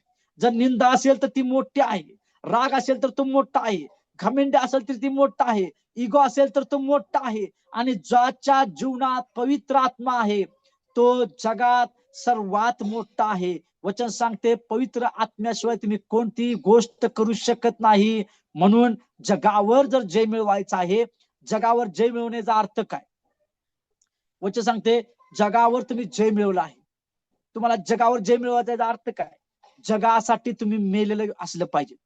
तुमच्या देह स्वभावाचा आणि तुमच्या आत्मिक ज्या गोष्टी आहेत त्या वाढण्यासाठी तुमच्या देह स्वभावाचा, तुमच्या जुन्या स्वभावाचा, तुमच्या सगळ्या वाईट सवयीचा तुम्ही या 2026 मध्ये त्याची पूर्ण राख केली पाहिजे. आणि जसं एखादा व्यक्ती मरतो आणि त्याची पूर्ण राख होते आणि ती राख ज्यावेळी ते गंगेला सोडतात आणि ती वाहून त्याचं अस्तित्व कायमचं मिटून जातं, त्याच प्रकारे आमच्या त्या वासनांचा, आमच्या त्या गोष्टींचा पूर्णपणे आम्ही राख केली पाहिजे आणि त्या सोडून दिल्या पाहिजे. आणि ज्यावेळी त्या निघून जातील आणि पवित्र आत्मा आमच्यामध्ये उतरेल तर तोच आमच्यामध्ये मोठा असेल आणि त्याच वेळी आम्ही जगावर विजय मिळवू शकतो. मग जगात आम्ही राहत असताना पवित्र आत्मा जर आमच्यामध्ये आला तर जगात आम्ही राहत असताना कोणी व्यक्ती आमची निंदा करू दे, आम्हाला नेहमी हसू येणार. कोणी व्यक्ती आम्हाला मारू दे, आम्हाला नेहमी आनंद वाटणार. कोणी नेहमी आम्हाला व्यक्ती दोष देऊ दे, आम्ही त्याच्यासाठी नेहमी प्रार्थनाच करणार. कोणी आम्हाला शाप दिला तर आमच्या मुखातून त्याला आशीर्वादच जाणार. कोणी आमच्या या गालावर मारली तरी आम्ही त्याला म्हणणार धन्यवाद ब्रदर तुम्ही मारला, धन्यवाद सिस्टर तुम्ही मारला, प्रभू तुम्हाला आशीर्वाद करो. आणि या गोष्टी करणं याचा अर्थ जगावर तुम्ही जय मिळवलेला आहे. पवित्र आत्मा तुमच्यामध्ये ज्यावेळी येईल त्यावेळी तुम्ही जगावर सुद्धा विजय मिळवाल. आज येशूने जगाला का जिंकलं म्हटलं? येशू म्हणला मी जगाला जिंकला आहे. का जिंकलं त्यानं? कसं जिंकलं? त्यानं शांत राहून जिंकलं, त्यानं सहन करून जिंकलं. कारण पवित्र आत्मा त्याच्यामध्ये होता. ज्या ज्या वेळी तो मार खायचा पवित्र आत्मा त्याला प्रोत्साहन करायचा, ओ शांत राहा कारण तुला जगाला जिंकायचं आहे. ज्या ज्यावेळी त्याला थुंकण्यात आलं पवित्र आत्मा त्याला सांगायचा शांत राहा, ती थुंकणं सहन कर. आणि त्यानं सहन केलं. काट्याचा मुकुट घातला, रक्त यायला लागलं, काटे टोचायला लागलेत, पवित्र आत्मा त्याला प्रोत्साहन करायला लागला. आणि प्रभू स्वर्गामध्ये असताना क्रुसावर असताना, त्या हलाखीमध्ये असताना प्रभू आनंद करायचा. कित्येक लोक त्याला म्हणत होते की वाचव स्वतःला, वाचव स्वतःला. त्यानं जगाकडे लक्ष दिलं नाही, परंतु त्याच्यामध्ये पवित्र आत्मा जो होता त्याला ठाऊक होतं या पवित्र आत्म्याच्या साह्याच्या द्वारे मी या जगावर जय मिळवणार आहे. आणि हे जग एक दिवस मला नमन करणार, कारण मला त्याच गोष्टीसाठी नेमलेलं आहे. म्हणून वचन सांगते प्रियानो की जगामध्ये जो आहे त्याच्यापेक्षा तुमच्यामध्ये जो आहे तो सर्वात सर्वात खाली आणि वर सर्वात मोठा आहे. आज तुमच्यामध्ये कोण आहे? 2026 मध्ये तुम्ही चेक करा. 25 मध्ये कदाचित त्याला तुम्ही मोठं केलं असाल, कदाचित 25 मध्ये त्याला भरपूर तुम्ही जागा दिला असाल आणि जे प्रभूच्या विरोधात आहे त्याला तुम्ही मोठं केलं असाल, तर ही वेळ आहे तुम्ही त्याला जीवनातून घालवून टाका आणि 2026 मध्ये पवित्र आत्म्याला तुम्ही मोठं करा, पवित्र आत्म्याला तुम्ही उभा करा, पवित्र आत्म्याला तुमच्या स्वभावामध्ये येऊ द्या, पवित्र आत्म्याला तुमच्या जीवनामध्ये येऊ द्या. आणि प्रत्येक क्षणाला प्रत्येक वेळी पवित्र आत्म्याचं ऐकणं तुमच्या कानापर्यंत येऊ दे, असं मी आज तुम्हाला विनवणी करत आहे. पवित्र आत्मा तुमच्या जीवनामध्ये असणं गरजेचं आहे. पवित्र आत्मा मनुष्यामध्ये हे काम करतोय की तो नेहमी मनुष्याला नम्र ठेवतोय, तो नेहमी सगळं काही सहन करण्याचं सामर्थ्य देतोय. तो नेहमी एक वाट पकडल्यानंतर, जी चांगली वाट आहे ती पकडल्यानंतर कितीही निंदा होऊ दे, कितीही गोष्टीचं काही होऊ दे, तो कधीही तुम्हाला वाट बदलायला लावत नाही. कधी तो सरड्यासारखं रंग बदलत नाही. तो नेहमी एकच पांढरा आणि शुभ्र रंगाचा राहील आणि तो नेहमी एकाच वाटेवर उभा राहील. आणि हा वाटेवर उभा असणारा कोण आहे? तर तो आहे पवित्र आत्मा. आणि मनुष्यामध्ये पवित्र आत्मा या रीतीने काम करतो. जकायाला त्यानं बदललं, जकातदाराला त्यानं बदललं, पेत्राला त्यानं बदललं, शिष्याला त्यानं बदललं, बऱ्याचशाच लोकांना पवित्र आत्म्यानं बदललं. आणि या सर्व गोष्टी होत असताना पवित्र आत्मा तुमच्यामध्ये काम करत असताना तुम्हाला नेहमी तो देवाच्या जवळ ठेवण्याचा प्रयत्न करेल. देवाच्या सहभागितेमध्ये, देवाच्या उपस्थितीमध्ये ते ठेवण्याचा तुम्हाला नेहमी प्रयत्न करेल. आम्ही शेवटचं या वर्षामध्ये असणारं अभिवचन काय आहे, तर अभिवचन आम्ही पाहूया. ज्या गोष्टी तुम्ही वाट पाहता, ज्या गोष्टी तुम्ही प्रार्थना केली, प्रभू आज या तुझ्या लेकरांसाठी 2026 मध्ये काय अभिवचन आहे किंवा आम्ही अभिवचन काय आहे, आणि देवांच्या ते अभिवचन दाखवलं. मला आनंद झाला की खरोखर 2026 मध्ये आम्हाला या सर्व गोष्टी करणं आवश्यक आहे. आम्ही ते अभिवचन पाहूया. मत्तई याचा 7वा अध्याय, मत्तई याचा 7वा अध्याय. Thank you Jesus, thank you father. मत्तई याचा 7वा अध्याय. आणि माझी एक सर्वांना विनंती आहे, कृपा करून ती प्लीज तुम्ही स्वीकारा. सर्वांसाठी अभिवचन आहे. जो वाचणार आहे त्याच्या एकट्यासाठी नाही आणि माझ्यासाठी नाही. अभिवचन आमच्या सर्वांसाठी आहे आणि आम्ही सर्वांनी फोन आमचा अनम्यूट करून आम्ही ते अभिवचन एकत्र वाचूया. मत्तई याचा 7वा अध्याय त्याचं 12 वचन आम्ही वाचूया. सुवर्ण नियम आज देवानं आम्हाला 2026 मध्ये दिला आहे. आणि आता नक्कीच मी तुम्हाला उलगडा करेन 2 मिनिटांमध्ये. परंतु आम्ही हे वचन आम्ही सर्वजण मिळून वाचूया. मी 1, 2, 3 म्हणेन, 1, 2, 3 म्हणेन, त्यावेळी तुम्ही सर्वांनी एकत्रित ते वचन वाचा. 1, 2, 3. यस. याकरिता लोकांनी जसे तुमच्याशी वागावे म्हणून इच्छा आहे तसेच तुम्ही त्यांच्याशी वागा, कारण आमेन. आमेन, आमेन. ज्याने वाचलं, त्याने स्वीकार केला, मी प्रभूला धन्यवाद देतो की सुवर्ण नियम तुमच्या जीवनामध्ये 2026 मध्ये आज तुमच्या जीवनामध्ये काम करण्यासाठी सुरुवात करेल. बरेचसे लोक 2026 मध्ये प्रियानो, बरेचसे लोक भविष्यवाणी करतात, ओ तुमचा बिझनेस डबल होईल.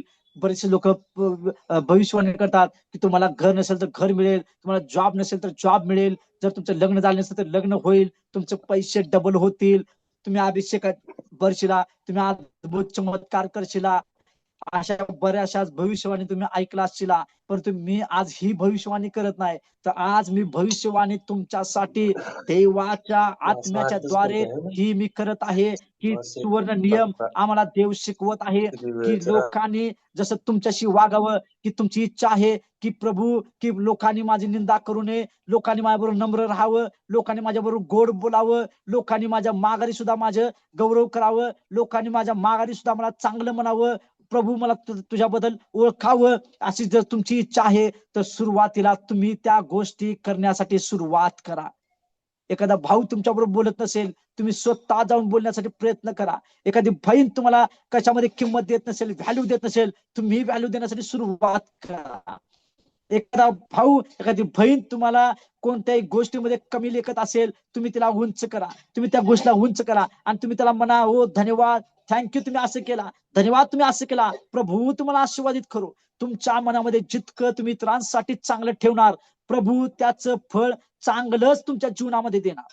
आणि हे अभिवचन 2026 मध्ये तुमच्या जीवनामध्ये चालू आजपासून करण्यासाठी प्रभू सुरुवात करत आहे. वचन सांगतो सुवर्ण नियम काय आहे. या 2026 मध्ये लोक आज भरकटलेले आहेत. काही लोक आज जगामध्ये व्यस्त आहेत, काही लोक आज छळ करण्यामध्ये व्यस्त आहेत, काही लोक आज बलात्कार करण्यामध्ये व्यस्त आहेत, काही लोक आज निंदा करण्यामध्ये व्यस्त आहेत, काही लोक व्यसनामध्ये व्यस्त आहेत, काही लोक जगामध्ये प्रत्येक ट्रिप मध्ये आनंद घेण्यामध्ये व्यस्त आहेत. परंतु धन्य जो व्यक्ती जो पवित्र शास्त्रामध्ये व्यस्त आहे.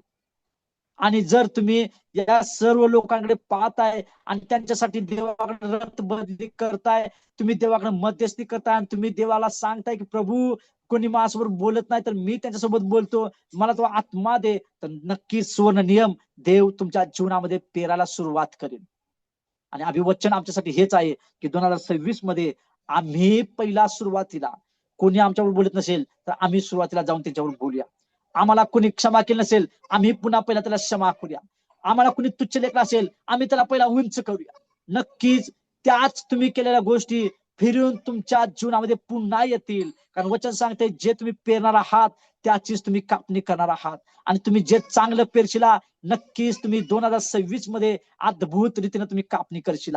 भविष्यवाणी बरीच लोक करत असतील, परंतु आज माझी भविष्यवाणी तुमच्यासाठी हीच आहे की तुमचं चांगलं राहणं, तुमचं चांगलं वागणं, तुमचं चांगलं बोलणं 2026 मध्ये तुम्हाला देवाच्या आत्मिक वाढीमध्ये पुढे घेऊन जाईल. आणि नक्कीच तुमचे लोक तुमच्याबद्दल साक्ष देतील की 2025 मध्ये या भावाचा, या बहिणीचा स्वभाव खूप वेगळा होता, पण 26 मध्ये खूप वेगळा झालेला आहे आणि कित्येक त्याचा बदल झाला आहे. किती हा व्यक्ती बदललेला आहे, किती या व्यक्तीमध्ये जीवनात त्यानं देवानं कार्य केलेलं आहे. आणि खरंच 2026 मध्ये या व्यक्तीला मी चांगलं ओळखलेलं आहे. आणि असा व्यक्ती मिळणं आम्हाला खरोखर देवाचं आम्ही भाग्य समजतो की अशा व्यक्तीबरोबर देवानं आम्हाला कनेक्ट करून दिलेला आहे.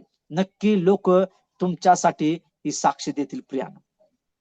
आणि अभिवचन आम्ही ज्या रीतीने ऐकलेलं आहे, माझा विश्वास आहे की नक्कीच तुम्ही या वर्षामध्ये या अभिवचनाला पकडून प्रार्थना करण्यासाठी सुरुवात करशील. जितक्या व्यक्तीने अभिवचन स्वीकारलेलं आहे, माझा विश्वास आहे देव तुम्हाला येत्या दिवसामध्ये या सुवर्ण नियमच्या द्वारे ज्या रीतीने तुम्ही वागणार त्याच रीतीने तुमच्या जीवनामध्ये कापणी करायला तुम्ही सुरुवात करणार. प्रभू तुम्हाला या वचनाच्या द्वारे आशीर्वादित करू, या संदेशद्वारे आशीर्वादित करू. पवित्र आत्मा जर तुमच्यामध्ये येईल, पवित्र आत्मा जर तुमच्यामध्ये उतरेल, तर तुमच्या मुखातून नेहमी चांगलं भाषण निघेल. पवित्र आत्मा जर तुम्ही आपल्या जीवनामध्ये घेताय तर नेहमी तुमचं वागणं चांगलं असेल. पवित्र आत्मा जर तुमच्या जीवनामध्ये तुम्ही घेताय, नेहमी तुमचं इतरांना दोष दाखवणं सोडून तुम्ही त्याची गौरवान प्रशंसा करण्यासाठीच तुम्ही व्यस्त असणार. आणि पवित्र आत्मा तुम्हाला याच गोष्टी दाखवणार. आणि हेच काम आहे मनुष्यामध्ये त्या पवित्र आत्म्याचं काम करण्याची पद्धत. आज मला विश्वास आहे की तुम्हाला नक्की या गोष्टी समजल्या असतील. या आम्ही आमचे नेत्र बंद करूया आणि आम्ही प्रभूला धन्यवाद देऊया या अभिवचनाच्या द्वारे. त्या अभिवचनासाठी आम्ही प्रार्थना करूया आणि अभिवचन आम्ही जीवनात आमच्या स्वीकारूया. हो प्रभू, आम्ही तुला धन्यवाद देत आहे राजा. हो, आम्ही तुला धन्यवाद देत आहे. जितक्याने बापा या तुझ्या लेकराने अभिवचन 2026 मध्ये सुवर्ण नियम तुला स्वीकारलेला आहे. हो, अखंड या पूर्ण बायबलच्या वचनांच्या मध्ये हा तुझा सुवर्ण नियम अतिशय सुंदर आहे बापा. म्हणलास की तुमची इच्छा आहे की चांगलं वागावं, तुमची इच्छा आहे की पवित्र राहावं. पहिला तुम्ही त्या गोष्टी करण्यासाठी सुरुवात करा. आणि 2026 मध्ये बापा जगातल्या या चुकीच्या वातावरणामध्ये, या अशुद्ध लोकांमध्ये आणि या अशुद्ध गोष्टीमध्ये आम्ही कुठेही बिघडू नये, आम्ही कुठेही भरकटू नये, आम्ही कुठेही या गोष्टीमध्ये खाली पडू नये. प्रभू यासाठी दया कर, आम्हाला क्षमा कर. आम्ही इथून पुढे बापा सुवर्ण नियम आमच्या जीवनामध्ये लागू करून घेऊन आम्ही इथून पुढे चांगलं वागावं. यासाठी आम्हाला तो पवित्र आत्मा तू दे, पवित्र आत्मा तू दे, पवित्र आत्मा तू दे. हो पवित्र आत्मा तू आम्हाला दे राजा. Thank you Jesus, thank you father, thank you Jesus. धन्यवाद देतो बापा. जितक्या लेकरांचा स्वीकार केला या वचनाचा, पवित्र आत्मा त्याच्या जीवनामध्ये उतरू दे राजा. पवित्र आत्मा प्रत्येक जीवनामध्ये काम करायला सुरुवात करू दे. मी तुला विनंती करतो राजा. या वचनाद्वारे तू बोलत धन्यवाद. तुझं गौरव करतो बापा, तुझं गौरव करतो राजा. सहाय्य कर, कृपा कर.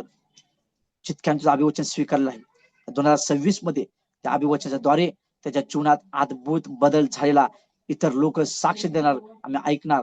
आमचा विश्वास आहे राजा, आमचा विश्वास आहे. आणि तुझं नाव मी उंच करतो. प्रार्थना आजची भक्ती तो आशीर्वाद करतो. धन्यवाद. इथून पुढे देखील विधी होणार तुझ्या हातामध्ये समर्पित करतो. येशूच्या सामर्थ्यानं मागतो पिता. आमेन, आमेन. Praise Lord. देवबाप तुम्हाला वचनाच्या द्वारे आणि संदेशाद्वारे नक्कीच आशीर्वाद केला आहे असा माझा विश्वास आहे. आणि इथून पुढची वेळ ब्रदर कुणाल यांच्या हातामध्ये